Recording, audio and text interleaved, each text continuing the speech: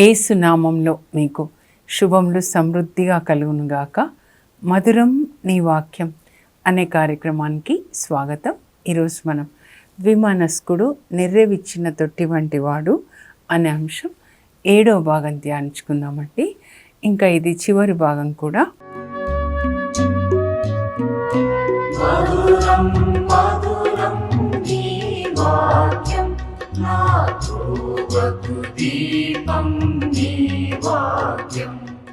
ఈరోజు మనం అనానియా, సఫీరా అలాగే ఇజ్రాయేల్ ప్రజలు వీళ్ళు ఎలా రెండు మనసులు కలిగి ఉన్నారు, చివరికి వాళ్ళకి ఏం జరిగింది, ముందుగా అనానియా సఫీరాలను చూద్దామండి. అపోస్తుల కార్యాలు 5వ అధ్యాయం. అయితే అపోస్తుల కార్యంలో అనంటే పరిశుద్ధ ఆత్మదేవుని యొక్క కార్యములండి. పెంతెకోస్తు దినాన పరిశుద్ధ ఆత్మని పొందుతారు. మేడ పైగదిలో ఉన్నటువంటి 120 మంది అన్నమాట. అప్పుడు వాళ్ళు భాషల్లో మాట్లాడతారు. పరిశుద్ధ ఆత్మ వాళ్ళకి శక్తిని ఒసగిన కొలది వాళ్ళు భాషలో మాట్లాడతారు. తర్వాత పేతురు మొదటి ప్రసంగాన్ని చేస్తారండి. ఇప్పటి వరకు 4 సువార్తల్లో యేసు ప్రభు బోధిస్తున్నారు పరలోక రాజ్యంను గురించి. అంటే దేవుని యొక్క బిడ్డలు ఎలా ఉండాలి, పరలోకానికి రావాలి అన్న వాళ్ళు ఎలా జీవించాలి అని ప్రభు బోధించారు. ఇప్పుడు ప్రభు యొక్క శిష్యులు 12 మందిలో ప్రథమ శిష్యుడు, యేసు ప్రభు పిలిచిన ప్రథమ శిష్యుడు అధికారాన్ని కూడా ఆయనకి ఇస్తారు. పేతురు మొదటి ప్రసంగం చేస్తారండి. అప్పుడు ఆయన ప్రసంగాన్ని విన్న తర్వాత 3000 మంది యూదులు యేసు ప్రభుని సొంత రక్షకునిగా అంగీకరిస్తారు. అంటే సంఘం పుట్టిందనమాట. ఆ రోజు క్రీస్తు సంఘం పుట్టిన రోజు. మరి వీళ్ళందరూ ఈ 12 మంది అపోస్తులు కూడా ఎవరు అనంటే యేసు ప్రభు యొక్క శరీరం. ఆయన శిలువ మరణానికి ముందు మరియ తల్లి గర్భంలో నుంచి పరిశుద్ధాత్మ ఆయనకి శరీరాన్ని ఇస్తాడు. ఇప్పుడు యేసు ప్రభు శరీరం ఎవరు అనంటే ఈ అపోస్తులు అన్నమాట.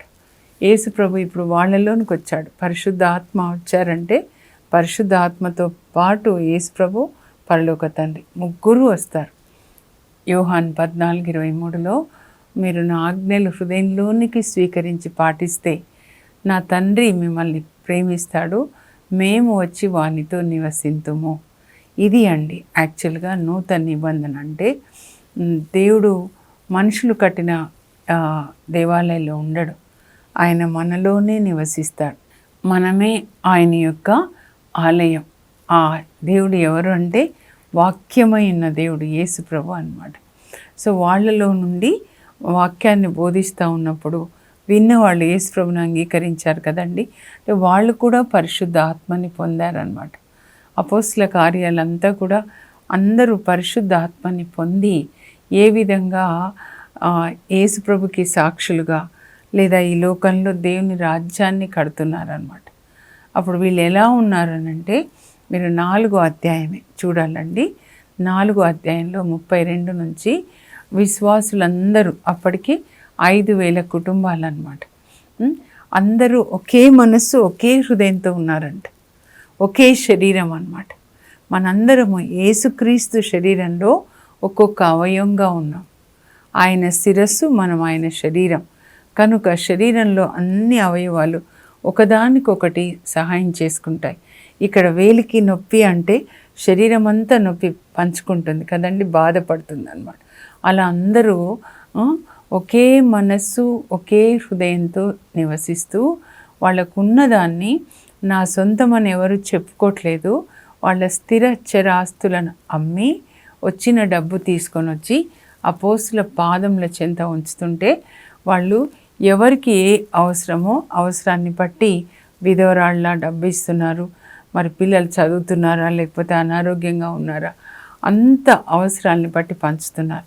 ఎవరు కూడా ఇది నా సొంతం అని చెప్పుకోవట్లేదు. ఇది అండి దేవుని యొక్క రాజ్యం. పంచి పెడుతున్నారు వాళ్ళకు ఉన్నదంతా కూడా అన్నమాట. సో అలా అంత ఆస్తి అమ్మి ఇచ్చిన వాళ్ళలో ఎక్సలెంట్ పర్సన్ ఎవరు అనంటే బర్నబా అండి. సైప్రస్ దేశానికి చెందినవాడు. మరి యెరూషలేం మరియమ్మ వాళ్ళ ఇంట్లోనే మేడ పైగది అన్నమాట. వాళ్ళ సోదరుడు మరి మార్కుకి మేనమామ అవుతాడనమాట. ఆయన తన పొలం అంతా అమ్మి తీసుకొని వచ్చి అపోస్తలకు ఇస్తాడండి. ఇంకా అందరూ కూడా ఒకరిని చూసి ఒకరు మేమిస్తామని వాళ్ళ పొలాలు కొద్దిగా ఈ ఎకరం ఇస్తాం, ఈ ఇల్లమ్మి ఇస్తాం, అలా ఇస్తున్నారు. అంత సంతోషం, వినయంగా, ప్రేమగా కలిసి వాళ్ళు ప్రార్థన చేసుకుంటున్నారు, కలిసి జీవిస్తున్నారు అన్నమాట. అయితే అప్పుడు అందరూ ఇస్తున్నారు కదా, కాబట్టి ఆ సంఘంలో ఒక దంపతులు ఉన్నారండి, అనానియా సఫీరా, ఆయన భార్య పేరు. వాళ్ళు కూడా అంటారు, ఈ పొలం అమ్మి వచ్చిన డబ్బు తీసుకొని వచ్చి మేము కూడా అపోస్తలకి ఇచ్చేస్తాం. వాళ్ళేం తీసుకోరండి, అందుకనే 7 సహాయకులని వాళ్ళు నియమిస్తారనమాట.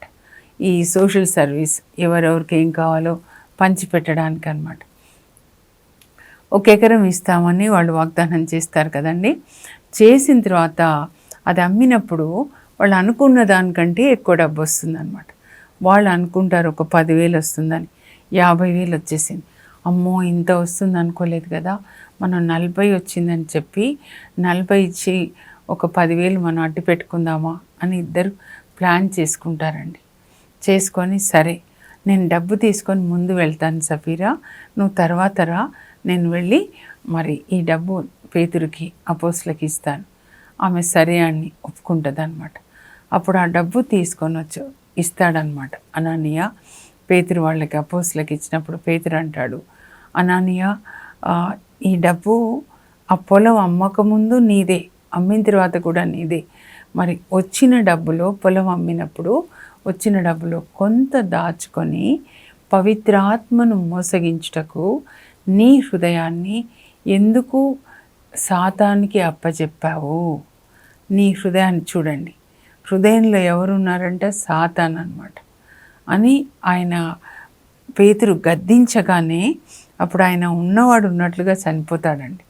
అంటే ఆయన పేతురు కళ్ళలో నుంచి పరిశుద్ధాత్మ అప్పుడు అనానియాలో ఉన్నటువంటి సాతాన్ని సంహరించాడనమాట. చూడండి, నేను నిన్న ఒక మెసేజ్ వింటున్నానండి, ఒక దైవజనుడిది. ఆయన చెప్తున్నాడు, దేవుడు నాకు ఒక దర్శనాన్ని ఇచ్చారు. ఏంటి ఆ దర్శనం అంటే, సాతాన్ మీటింగ్ పెట్టాడంటండి భూమి అడుగున నీళ్ళ కింద, అక్కడ నీళ్ళ క్రింద అనమాట మీటింగ్ పెట్టి పిశాచులకి ఒక్కొక్క పని ఇస్తున్నాడనమాట. త్రాగుబోతు పిశాచులు ఇంతమంది త్రాగాలి, ఇన్ని కుటుంబాలు నాశనం కావాలి, విడాకుల పిశాచులు ఇంతమంది విడాకులు తీసుకోవాలి, ఇంతమంది యాక్సిడెంట్ కావాలి, యాక్సిడెంట్ ద్వారా మరణించాలి, ఇంతమందికి అనారోగ్యం రావాలి, అలా ఇంతమంది క్రికెట్లో మునిగిపోవాలి, ఇంతమంది అలా బెట్టింగ్స్లో మునిగిపోవాలి అట్లా.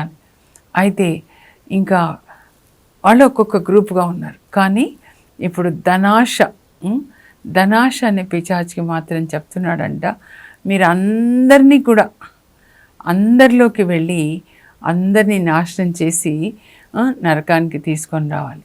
వాళ్ళ మిషన్ ప్లానింగ్ అన్నమాట. సాతాన్ రాజ్యం ఒక్కడే కాదండి, సాతాన్ రాజ్యంలో ఎఫెసీ 6:10 చదివితే ఆకాశ మండలంలో ప్రధానులు, దురాత్మల సమూహాలు, కింగ్డమ్ రాజ్యంలో ప్రధానమంత్రులు ఉంటారు, ముఖ్యమంత్రులు, ఎమ్మెల్యేలు, ఎంపీలు, కలెక్టర్స్ అట్లా పనిచేస్తూ ఉంటారనమాట. అయితే ఇప్పుడు మనం మనుషులను చూస్తాము, ఒక అధికారిని, కానీ అవి మనుషులలోకి వచ్చి పనిచేస్తూ ఉంటాయన్నమాట. సో ఈ ధనాశ పిశాచికి మాత్రం చెప్తున్నాడంట, పిశాచులకి మీరు అందరిలోకి వెళ్ళండి. ఇప్పుడు త్రాగుడు పిశాచులు అనుకోండి, అందరిలోకి రాలేవు, మాలోకి రాలేవు కదా అవి. అలా త్రాగుడు కానీ లేకపోతే సినిమాలు కానీ ఇట్లాంటి పిశాచులు రాలేవు. కానీ ధనాశ అయితే ఈజీగా అందరిలోకి వెళ్ళొచ్చు అని చెప్పి సాతాను ఆ పిశాచుని పంపిస్తున్నాడంట. ఈ ధనాశ పిశాచుల పేర్లు యాక్చువల్గా ఒరిజినల్గా మ్యామోత్ అండి, MAMOTH అనమాట. మీరు మత్తయి సువార్త 6:24 చదివితే తెలుగులో ఏముంటుందంటే, ఏ వ్యక్తి కూడా ఇద్దరు యజమానులని సేవింపజాలడు, నీవు దైవమును ద్రవ్యమును ధనాన్ని సేవింపజాలవు. మళ్ళీ చెప్తున్నాండి, నీవు దైవమును ధనమును సేవింపజాలవు. ఇద్దరు యజమానులు ఉండరు లోపల. ఏదో ఒక్కరినే నువ్వు సేవిస్తావు. ఇంగ్లీష్లో ఏముంటుందంటే you cannot serve both man and mammoth అని ఉంటుందండి. ఈ మ్యామోత్ నేను అనుకున్నాను డిక్షనరీ చూసి అసలు కరెక్ట్ మీనింగ్ ఏంటి అని. అయితే అదొక డెవిల్ అనమాట, ధనపిశాచి. ఈ ధనపిశాచి హృదయంలో ఉన్నప్పుడు ఆ వ్యక్తిని సేవకుడిగా మారుస్తాడు, బానిస అయిపోతారు. త్రాగుడు వాళ్ళు త్రాగుడు పిశాచికి బానిసలు అవుతారు. వెళ్ళి ఇది తాగాలి ఇది తాగాలి అని చెప్పి. తిండిపోతు పిశాచులు ఉంటే తిండి ఇది తినాలి ఇది తినాలి ఇది తినాలి అట్లా అనమాట. అలా ఇప్పుడు లేడీస్కి అనుకోండి, షాపింగ్ పిశాచి, ఇది కొనాలి ఇది కొనాలి అలా అనమాట. సో బానిసలు అయిపోతామన్నమాట. పాపమునకు బానిసలు అంటే సాతానికి బానిసలు. సో ఈ ధనానికి బానిసలైన వాళ్ళు, ధనం వాళ్ళని పరిపాలిస్తూ ఉన్నప్పుడు వాళ్ళు ఒక మాట మీద ఉండరండి. ఇస్తాము అని చెప్పారా, ఆడిన మాట ఏం చేశారు, తప్పారు. అందుకే పేతురు ఏమంటున్నాడు, నీ హృదయంలో ఎవరు ఉన్నారంటే సాతాన్ అన్నమాట. ధనపిశాచి ఉన్నాడు కాబట్టి నువ్వు ఆడిన మాట తప్పుతూ ఉన్నావు. అబద్ధాలు ఆడతారండి డబ్బు తీసుకున్న వాళ్ళు. దేవుని రాజ్యంలోనే నేను చూశానండి, నేను కూడా అనుభవించాను. వాక్యం బోధిస్తారు, డబ్బు అడుగుతారు, ఇస్తారు. పాపం ప్రజలు అయ్యో వాక్యం బోధించేవాళ్ళు కదా అని, తర్వాత ఇవ్వరు. ఇంకా అబద్ధాల వెంట అబద్ధాలు అనమాట. దేవుని ఆత్మ ఎవరిలో ఉంటే వాళ్ళు డబ్బు విషయంలో కరెక్ట్గా ఉంటారండి. డబ్బు విషయంలో వాళ్ళు కరెక్ట్గా ఉంటారు. అట్లా మనం తెలుసుకోవాలి. వాళ్ళు తీసుకున్న దగ్గర, ఇచ్చిన దగ్గర ఆ డబ్బు నాది కాదు కదా. ప్రతీది కూడా నా సొంత డబ్బు అనుకునేది కూడా అది మనది కాదండి, దేవుడిదే. మీరు దావీదుని చదవాలి. ఆయన జీవితము 1 దినచర్యలు 29 చివరిది చెప్తున్నా అండి. దేవాలయం కట్టించడానికి ధనం పోగు చేస్తాడు. తన ధనం కూడా ఇస్తాడండి ముందు. తన సొంత ఇవంతా కూడా ఏమంటారు, బంగారం ఆభరణాలు ఉంటాయి కదా.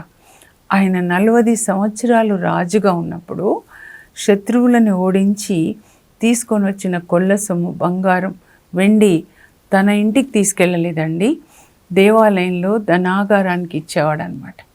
అందుకే దేవుడు అంటాడు, దావీదు నా హృదయానుసారుడు. ఎంత మంచి హృదయం అండి దావీది. అందుకే సాతాను వెనుకబడి శోధన పెట్టాలని శోధిస్తాడనమాట. ఇంకా ఆ చివర్లో ఆయన వృద్ధుడైనప్పుడు ప్రజలందరినీ పిలిచి, ఇదిగో నేను దేవాలయం కట్టించాలి అనుకున్నాను కానీ దేవుడు వద్దన్నారు.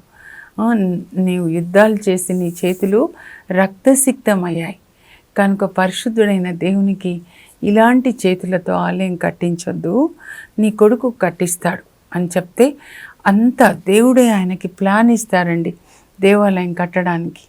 ఆ ప్లాన్ అంతా గీసుకొని డ్రా చేసి కొడుకుని దగ్గర కూర్చోబెట్టుకొని, నాన్న ఇలా కట్టాలి నాన్న అని చెప్పి ప్రజలకి చెప్తాడు. నా కొడుకు చిన్నవాడు, పసిపిల్లవాడు, 30 సంవత్సరాలు సొలొమోనుకి, కానీ దావీదుకి పసిపిల్లవాళ్ళ కనబడుతున్నాడు.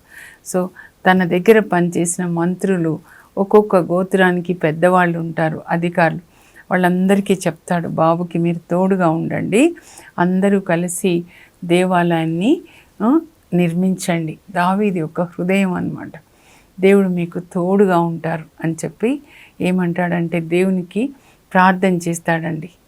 ప్రభా, ఈ ప్రజల హృదయాల్లో నీ పట్ల భక్తి భావం ఎల్లప్పుడూ ఉండేటట్లు చెయ్యి. నా కుమారుడు సొలొమోను ఈ పని ముగించడానికి సహాయం చెయ్యి, నీ ఆజ్ఞలు పాటించేటట్లుగా సహాయం చెయ్యి అని ఏమంటాడంటే, నానా ఇదిగో ఇంకా రాజ్యాలు సంపాదించు, ఇదిగో ఇంకా 10 రాజ్యాలు సంపాదించని చెప్పలేదు, దేవుని కొరకు ఆలయం నిర్మించు నాన్న అని ఇంకా దేవునితో అంటాడు. ప్రభా, నీ ఆలయం కట్టడానికి మేము ఇవన్నీ పోగు చేశాం కానీ ఇవన్నీ నీవిచ్చినవి కాదా, నీవు మాకిచ్చిన వాటినే మేము తిరిగి మీకు ఇస్తున్నాం. ఇలా చదువుతున్నప్పుడు ప్రారంభంలో నా కళ్ళలో నీళ్ళు వచ్చాయండి. ఎంత దావీదు హృదయాన్ని పరిశుద్ధాత్మదేవుడు చూపిస్తున్నారు. నీవిచ్చిందే కదా ప్రభా, మేము తిరిగి నీకు ఇస్తున్నాం. ఇది ఎప్పుడైతే పరిశుద్ధాత్మ మనలో ఉంటారో, దేవుని ఆత్మ, అప్పుడు దేవుడు మన ధనం మీద కూడా ఆయనే అధికారాన్ని వహించి ఇది దేవునికి ఇవ్వాలి, ఇది పేదవాళ్ళకి ఇవ్వాలి, ఇది తల్లిదండ్రులకు ఇవ్వాలి, ఇది మీ కొరకు.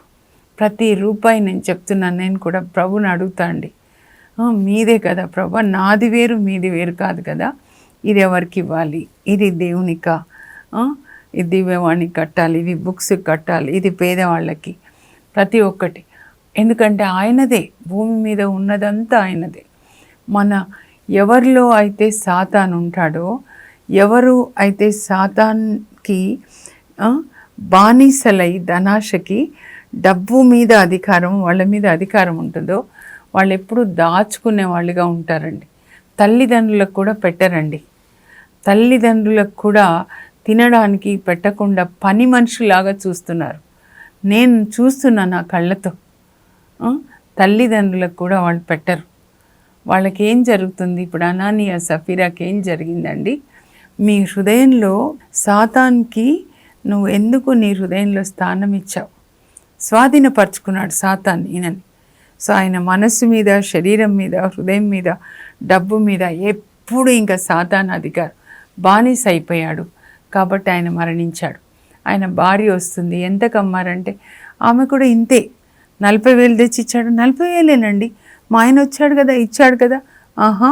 ఆయనని సమాధి చేసిన వాళ్ళు ఇక్కడే ఉన్నారు, నేను కూడా సమాధి చేస్తాను. ఆమె కూడా మరణిస్తుంది.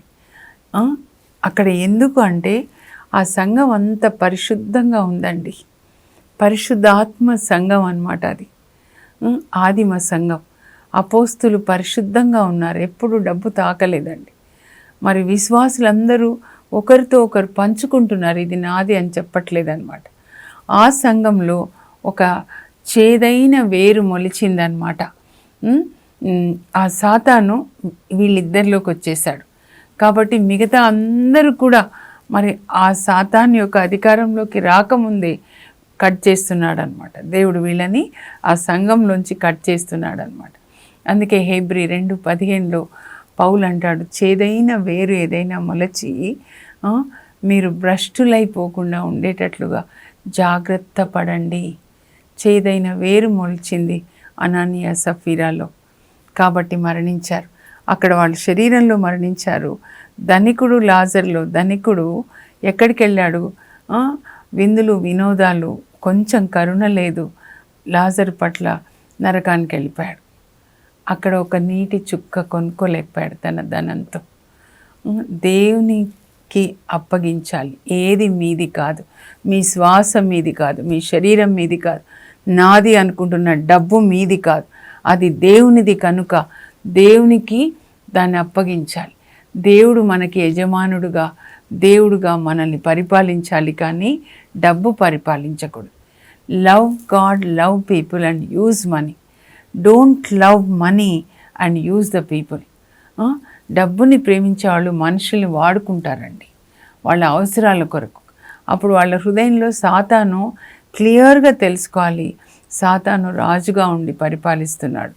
చివరికి సాతాను దగ్గరికి వెళ్తారనమాట. కనుకనే యోహాన్ మొదటి లేఖ 5వ అధ్యాయం 19లో యోహాన్ రాస్తాడండి, మనము దేవునికి చెందిన వాళ్ళ, దేవుణ్ణి ప్రేమిస్తాము, ప్రజల్ని ప్రేమిస్తాం. కానీ లోకమంతా ఎట్లా ఉందంటే సాతాను ప్రభావం క్రింద ఉంది.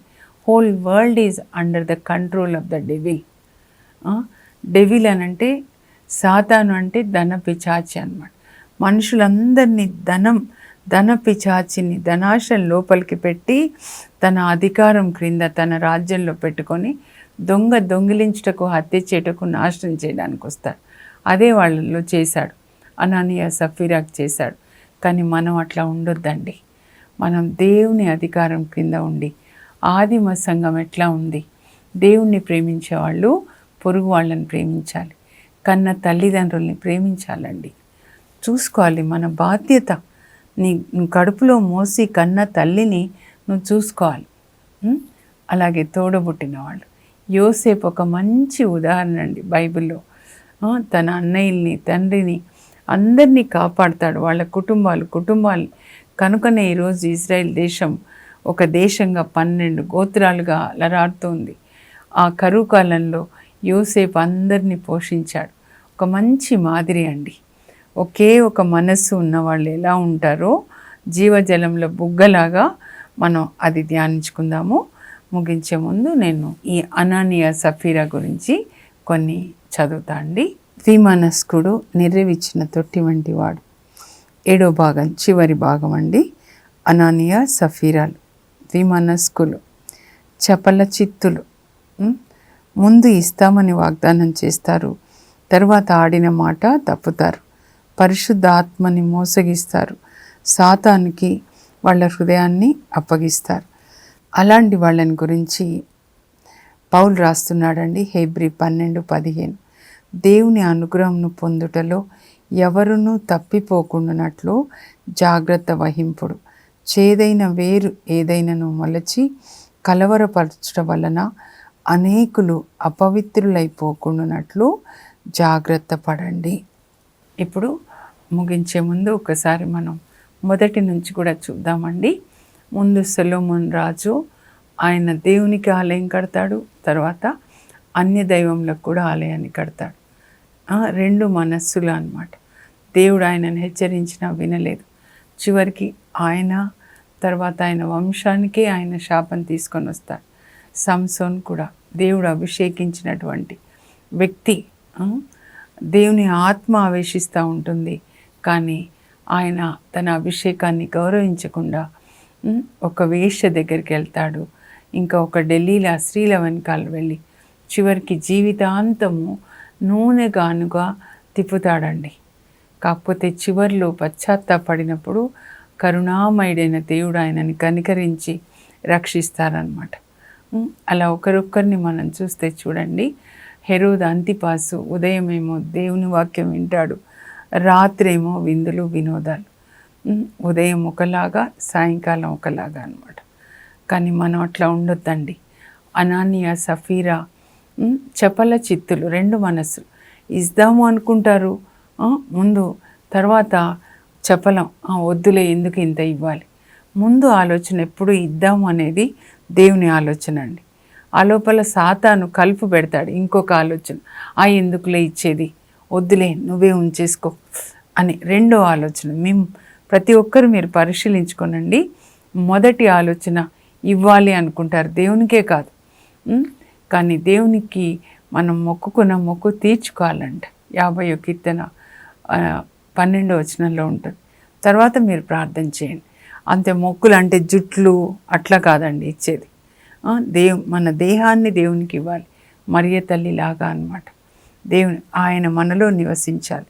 సాతాను తన ఆశ, తిండిపోతుతనము, త్రాగుడు, విందులు, వినోదాలు, మన హృదయము ఈ దొంగల పిచాచుల గుహగా మారకూడదండి.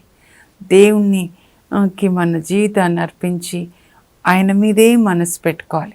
కింద వాటిని మనం ప్రేమించొద్దు. రేపు మనము ఒకే మనస్సుతో దేవుణ్ణి సేవించినటువంటి గొప్ప వ్యక్తులు, నీతిమంతులు బైబిల్ గ్రంథం నుంచి ధ్యానించుకుందాం. ఇప్పుడు చెప్పాను యోసేపు అని. అలాంటి వాళ్ళ మనస్సు దేవుని మీద తప్ప కింద విషయాల మీద వెళ్ళలేదండి. అలా మనం దేవుని ప్రేమించాలి. ఈ 2 మనస్సులు మనకు ఉండకూడదు. ప్రార్థన చేసుకుందాం. పరలోకపు మా తండ్రి, మీ పరిశుద్ధ నామం నాకు స్తోత్రం కలుగును గాక. అయ్యా, ఇప్పటి వరకు విన్న అనానియా సఫీరా కానీ, మరి యూదా ఇస్కారియోతు కావచ్చు, సంసోను, సొలొమోను రాజు, హెరోదు అంతిపాసు, వీళ్ళలాగా మేము చపల చిత్తులుగా 2 మనస్సులు కలిగి ఉండడము ప్రభా, మా హృదయాన్ని సాతానికి అప్పచెప్పకుండా, ధనాశకి అప్పచెప్పకుండా ప్రభా, మీకు మా హృదయాన్ని, మా జీవితాన్ని అప్పగించి మీరిచ్చిన శరీరం కావచ్చు, మీరిచ్చిన ధనం కావచ్చు, అంతా మీ చిత్త ప్రకారం మీరు ఎలా చేయమంటే మీ రాజ్యం కొరకు మేము ఉపయోగించడానికి, దావీదులాగా ఉపయోగించడానికి కృప దయచేయండి. యేసయ్యా, మీ పరిశుద్ధ నామంలో అడుగుచున్నాం తండ్రి, ఆమేన్. దావీదులాగా, యోసేపులాగా ఒకే మనస్సు కలిగి దేవుని మీద మనసు పెట్టుకొని మన హృదయంలో యేసురాజు వాక్యం, యేసురాజు రాజుగా ఉండి ఆయన శాసనాలన్నీ కూడా మన హృదయంలో లిఖించబడి దాన్ని మనం పాటించే కృప దేవుడు మనకి దయచేయను గాక. God bless you. Have a blessed day.